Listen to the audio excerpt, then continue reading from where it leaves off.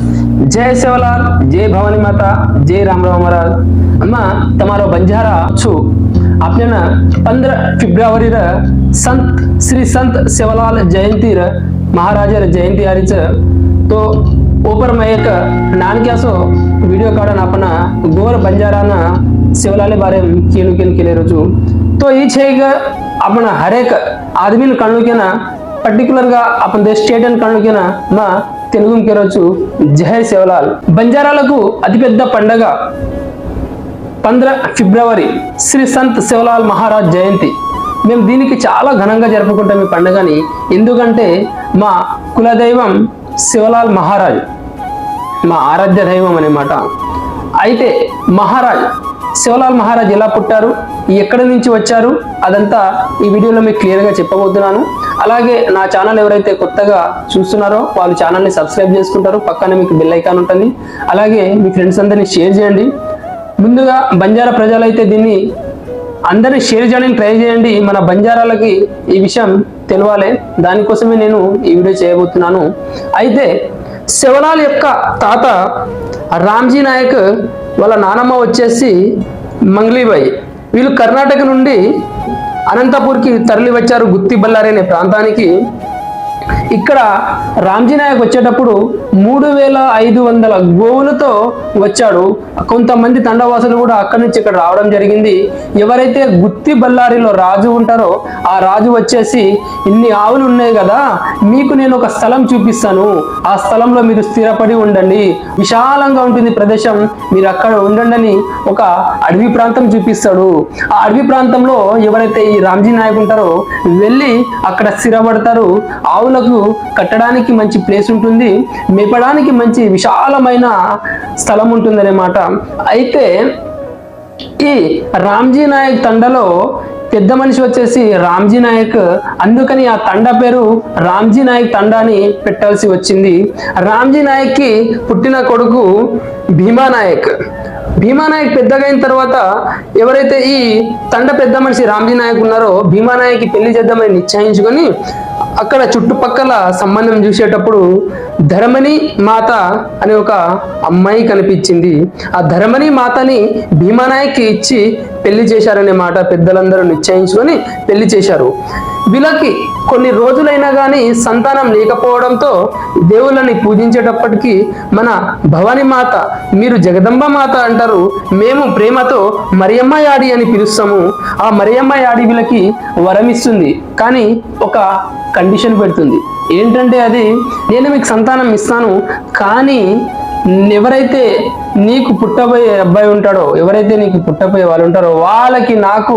సేవకుడిగా పంపాలనేసి ఒక కండిషన్ పెడుతుంది దానికి భీమానాయక ధర్మని మాత ఇద్దరు ఒప్పుకుంటారు అయితే కొంతకాలానికి ధర్మని మాత నవమాసాలు మోసి శివలాల్ని జన్మనిస్తుంది శివలాలు పెరిగే కొద్దీ పెద్దగా అవుతాడు కదా అయితే అక్కడ ఉన్న ఆవులు మేపడానికి తండవాసులందరూ వెళ్తుంటే శివలాల్ కూడా నేను కూడా వెళ్తా అమ్మా అని వాళ్ళ అమ్మా నాన్నని అడగడం జరుగుతుంది శివలాల్ని ముద్దుగా గారాబంగా పెంచుతారు కాబట్టి వద్దు నాన్నను అలా వెళ్ళకూడదు నువ్వు ఇంట్లోనే ఉండు నీకెందుకు అంత శ్రమ అంటారు లేదు లేదు నేను ఖచ్చితంగా వెళ్ళాల్సిందే నేను ఆవులు మేపడానికి వెళ్తా అని అంటాడు సరే అని వాళ్ళ అమ్మ నాన్నలు పంపిస్తుంటారు అయితే శివలాల్ మహారాజు ఆవులు మేపేటప్పుడు ఇంటి నుంచి ఏదైతే అన్నం తీసుకెళ్తాడో ఏదైతే రొట్టె తీసుకువెళ్తాడో ఆ అన్నాన్ని రొట్టెని కూడా ఆవులని ఇచ్చేస్తూ ఉంటాడు అనమాట అంటే ఆవులని తినిపిస్తాడు ఇతను వచ్చేసి అలానే ఉపవాసం ఉంటాడు లేదంటే ఆవు యొక్క పాలుని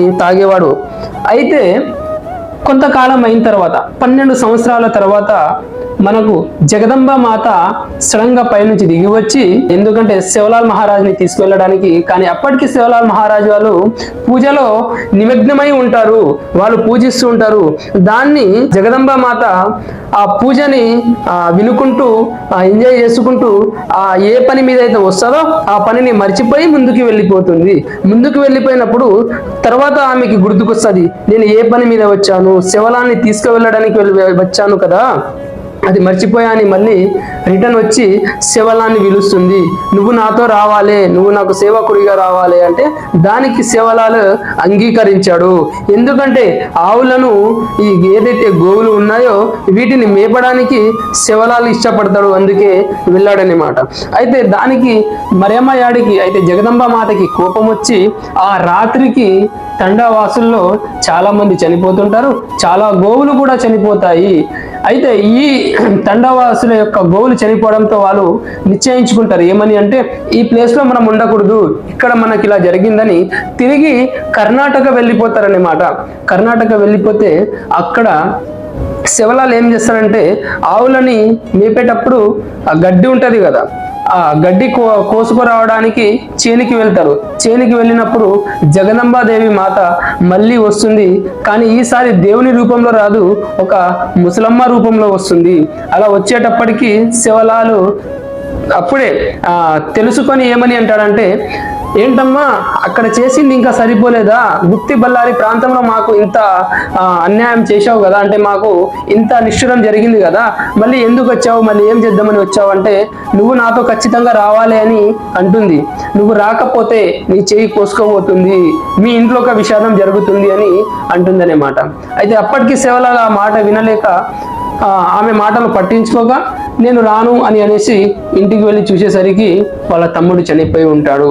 అయితే ధర్మని మాతతో ఆ శివలాల్ ఏమని అంటారంటే, అమ్మా నేను ఇలా గడ్డి కోసేటప్పుడు నాకు ఒక ముసలమ్మ వచ్చి ఇలా అన్నదమ్మా, అందుకే ఇదంతా జరుగుతుందంటే అప్పుడు భీమానాయక్ ధర్మని మాత ఏమంటారంటే, లేదు వచ్చింది ఎవరో కాదు, సాక్షాత్తు జగదంబ మాతాదేవి, మేము ఒక మొక్కు మొక్కుకున్నప్పుడు ఆ మొక్కు తీర్చాలి ఖచ్చితంగా, మాకు సంతానం కలగకపోతే మేము మొక్కినప్పుడు నువ్వు పుట్టావు, నిన్ను మేము సేవకుడిగా జగదంబ మాతకి పంపాలి అని అంటుంది.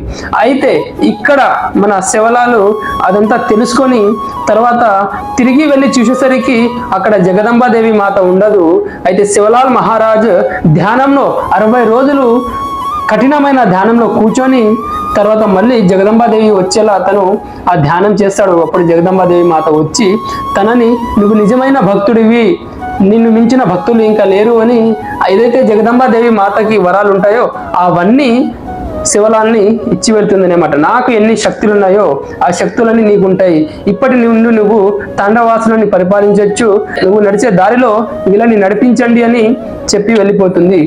అయితే ఇక్కడ జగదంబాదేవి మాత మహారాజుని వరం ఇచ్చిన తర్వాత మహారాజ్ ధ్యానంలో ఉంటారు. తండవాసులు గోవులను మేపడానికి వెళ్ళేటప్పుడు నీళ్లు ప్రవహిస్తుంటే ఉద్రిక్తంగా, అయితే మహారాజుని పిలిచినప్పుడు మహారాజు ఏం చేస్తారంటే ఆ ఉద్రిక్తంగా ప్రవహించే నీరుని ఆపి తండవాసులను మరియు గోవులను దాటిస్తారు. ఇలా ఎన్నో మహిమలతోని కూడి ఉంటాడనమాట మహారాజు. అలాగే తనకి పెట్టే ఫుడ్లో కూడా విషం కలిపితే దాన్ని వరప్రసాదంగా మార్చుకొని తింటారనమాట మహారాజు. తండవాసులు వచ్చి గోవులకి తిండి అంటే గోవులకి గడ్డి లేదు మహారాజ్, మరి ఎక్కడ మేపమంటారు, పొలాలలో పంట వేసినారు కదా అని అడిగితే మహారాజ్ ధ్యానంలో ఉన్నప్పుడు ఏమంటారంటే, పొలంలో పంటలు ఉన్నాయి కదా, ఏం కాదు వాటినే మేపండి అని అంటారు. అప్పుడు ప్రజలు ఏం చేస్తారంటే పొలాల పొంటి ఆవులని మేపడం జరుగుతుంది. అయితే ఇదంతా గోల్కొండ నవాబ్ యొక్క సైనికులు గమనిస్తూ ఉంటారు.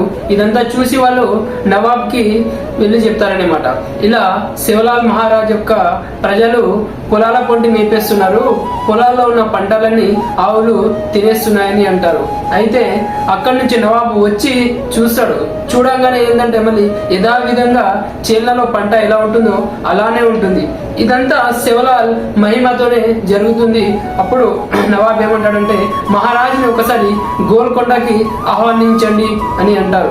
హిందూ ధర్మం గొప్పతనం బంజారాలకు తెలియజేయడానికి జన్మించిన మహానుభావుడిగా భావిస్తారు. బంజారాలకు ఆరాధ్య దైవం శివలాల్ మహారాజ్. అయితే ఈ శివలాల్ మహారాజ్ని గోల్కొండ నవాబ్ పిలుస్తారనమాట. పిలిచినప్పుడు అక్కడ ఎవరైతే నవాబ్ కింద పనిచేసే వాళ్ళు ఉంటారో ఈ 4 ద్వారాల నుంచి ఏ ద్వారం నుండైనా మహారాజ్ వస్తే ఢంకని వాయించండి అని అంటారు. అప్పుడు మహారాజు ఏం చేస్తారంటే తన మహిమలని ఉపయోగించి 4 ద్వారముల నుండి కూడా శివలాల్ మహారాజు వెళ్తూ ఉంటాడు. అయితే అక్కడ ఉన్న సైనికులు 4 ద్వారంలో కూడా ఢంకని వాయిస్తారు. అప్పుడు రాజు ఆశ్చర్యానికి గురైపోతాడు. ఏ ద్వారంలో చూసినా గానీ మహారాజు కనిపిస్తాడు. అప్పుడు నవాబు కిందికి దిగి వచ్చి మహారాజుని చేతులతో జోడించి నమస్కారం చేసి కోటలో ఆహ్వానిస్తారు. అక్కడ ఏం చేస్తారంటే విషంతో కూడిన ఫుడ్ని మహారాజుని ఇస్తారు. కానీ మహారాజుకి ఎన్నో మహిమలు కలిగి ఉంటాయి కాబట్టి దాన్ని ముందుగానే పసిగట్టి దాన్ని ఏదైతే విషంతో ఉన్న ఫుడ్ని వరాప్రసాదంగా మార్చుకొని తింటాడు. అప్పటికి మహారాజ్కి ఏమీ కానప్పుడు నవాబు చూసి ఆశ్చర్యానికి గురైపోతాడు.